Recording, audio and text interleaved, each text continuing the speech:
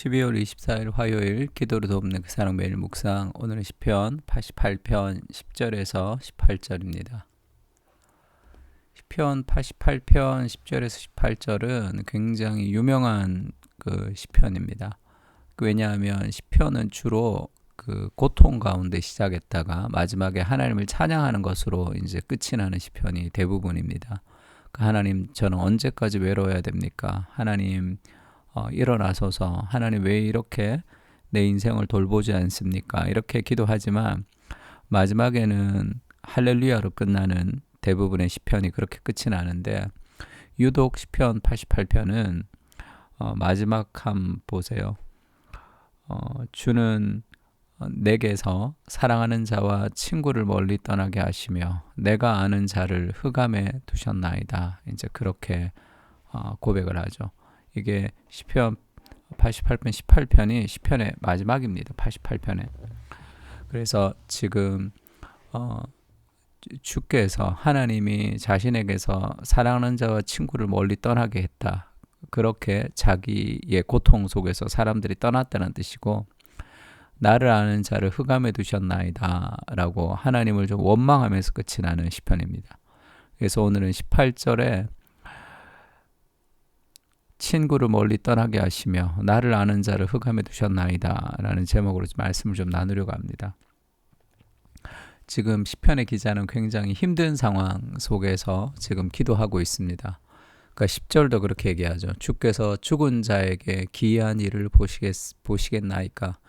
유령들이 일어나 주를 찬송하리이까? 이것도 뭔가 뉘앙스가 하나님을 향해서 좀 비꼬는 듯한, 원망하는 듯한 뉘앙스입니다. 내가 죽으면 하나님 어떻게 찬송하겠습니까? 이렇게 죽으면 주의 인자하심을 무덤에서 주의 성실하심을 멸망 중에서 선포할 수 있으리이까? 내가 그렇게 죽고 무덤에서 하나님 어떻게 찬양하겠습니까? 흑암 중에서 주의 기적과 이즘의 땅에서 주의 공의를 알 수 있으리이까? 모른다는 거죠. 여호와여, 오직 내가 주께 부르짖었사오니 아침에 나의 기도가 주의 앞에 이르리이다. 여호와여, 어찌하여 나의 영혼을 버리시며 어찌하여 주의 얼굴을 내게서 숨기시나이까? 하나님, 왜 내 기도를 듣지 않고 나의 영혼을 버리고 주님의 얼굴을 내게서 숨기는 것 같은 그런 상황이죠.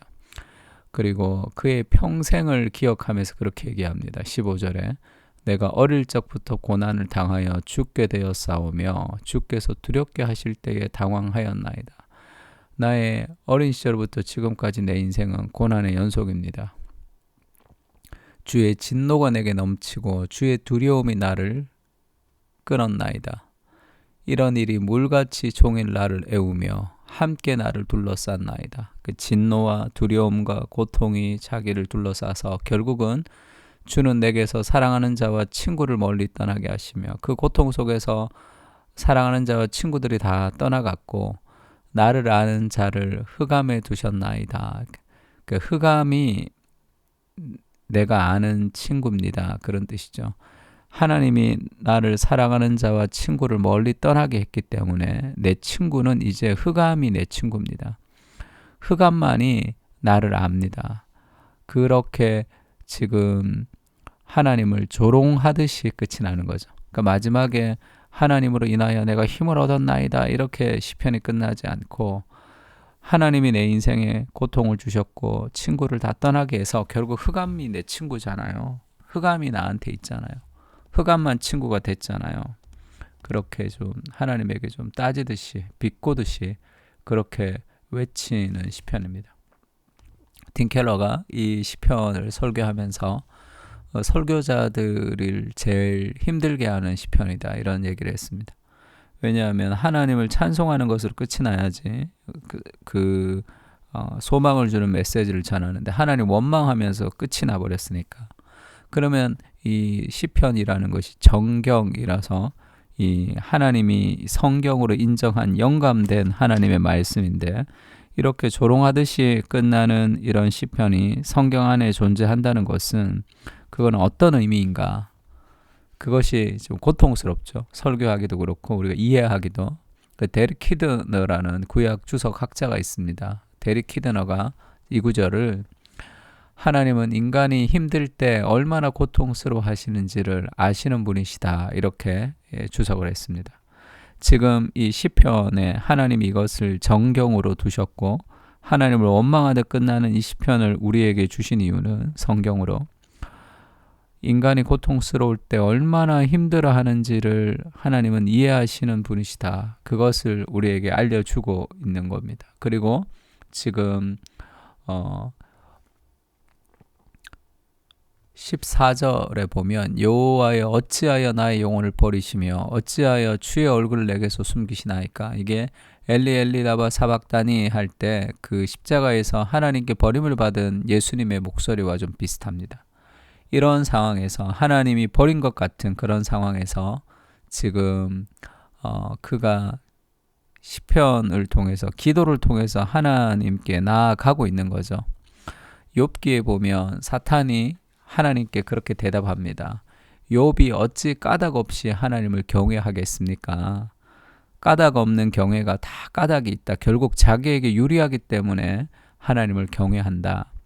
그러면서 건강과 아픔과 고통이 있으면 하나님을 경외하지 않을 것입니다. 그렇게 얘기하죠.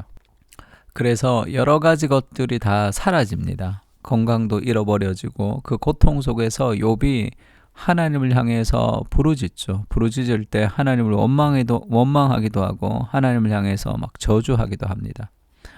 근데 하나님을 향해서 원망하거나 저주를 할 때도 그것이 기도의 형태로 하나님께 향할 수 있다면 그것은 기도죠.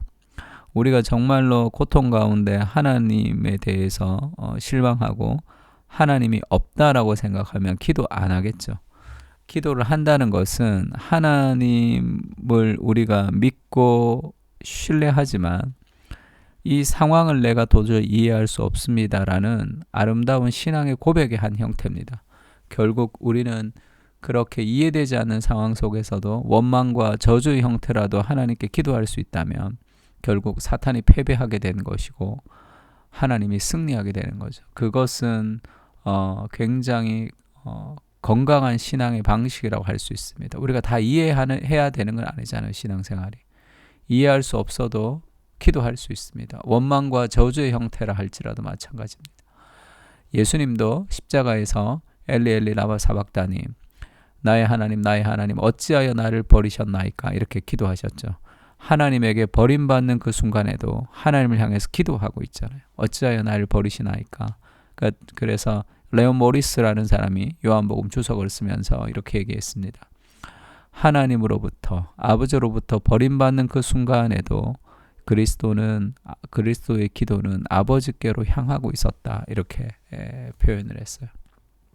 그리고 지금 이 시편 88편의 시편의 기자가 흑암이 나의 친구입니다. 이렇게 얘기하면서 다 떠났고 흑암만이 남아있다. 나는 너무 외롭고 나는 저주받았다. 이렇게 생각을 하는데 그것은 자신의 느낌일 뿐입니다. 사실이 아니죠. 왜냐하면 그 마태복음 27장 45절에 그리스도의 십자가의 직전에 일어났던 하나의 사건이 있다면 제6시로부터 온 땅에 어둠이 임하여 제9시까지 계속되더니 그리고 나서 예수님이 돌아가신 거죠. 제6시로부터 9시까지 온 땅에 어둠이 임했다는 것은 그리고 예수님이 죽으셨다는 것은 이게 상징하는 바가 있습니다. 그리스도 십자가의 전에 흑암이 있다는 것은 출애굽기에 보면 어린 양을 죽이고 어린 양의 피를 문설주에 바르기 전에 그때 10가지 재앙에서 9번째 재앙이 뭐냐 하면 흑암이죠. 흑암. 여호와께서 모세에게 이르시되 하늘을 향하여 내 손을 내밀어 애굽 땅 위에 흑암이 있게 하라. 곧 더듬을 만한 흑암이라. 캄캄한 흑암이 있었습니다. 그리고 나서 어린 양의 죽음을 통해서 출애굽의 구원을 이루는 그 사건이 있는 거죠. 그러니까 인생의 진정한 흑암은 그리스도께서 경험하신 거죠. 그리스도께서 그 흑암을 경험하시면서 우리를 구원하셨습니다. 그래서 쉽게 얘기하면 우리 인생에 우리가 경험하는 모든 흑암과 그 저주는 그리스도께서 십자가에서 다 가져가신 거예요. 그래서 우리가 흑암을 경험할 수 있지만 우리가 그 암흑 같은 고통을 경험할 수 있지만 그것이 우리를 무너뜨리지는 못합니다. 그리스도 십자가가 그것을 다 가져가신 거죠. 그래서 여호와는 나의 목자가 되시니 내게 부족함이 없다라고 외쳤던 이 다윗의 고백에서 여호와가 목자가 되셔서 내가 사망의 음침한 골짜기, 흑암의 골짜기를 다닐지라도 두려워하지 않는다. 주께서 나와 함께 하신다. 이렇게 얘기하죠. 흑암의 골짜기에 두려워하지 않는 것은 여호와가 나의 목자가 되시는데 이 목자는 정말 누굽니까? 요한복음 10장 10절에 예수님이 그렇게 얘기하죠. 도둑이 오는 것은 도둑질하고 죽이고 멸망시키려는 것뿐이요. 그러나 내가 온 것은 양으로 생명을 얻게 하고 더 풍성히 얻게 하려는 것이라. 나는 선한 목자라. 선한 목자는 양들을 위해서 목숨을 버린다. 우리가 사망의 음침한 골짜기를 다녀도 두려워하지 않는 것은 우리를 위해서 목숨을 버리시는 그리스도께서 우리의 목자가 되셔서 우리를 인도하신다는 거죠.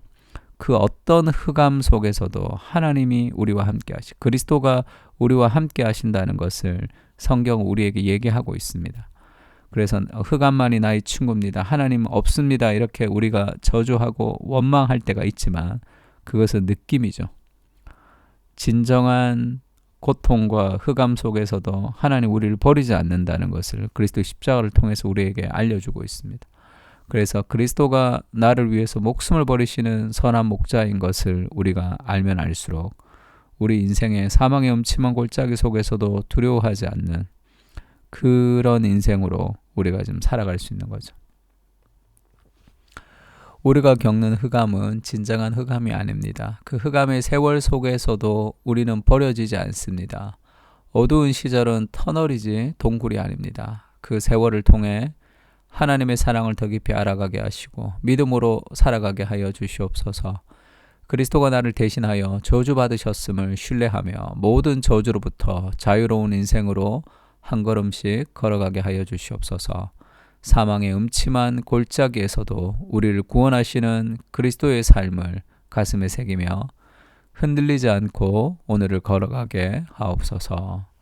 아멘. 우리 시편 88편을 묵상하면서 함께 기도하겠습니다.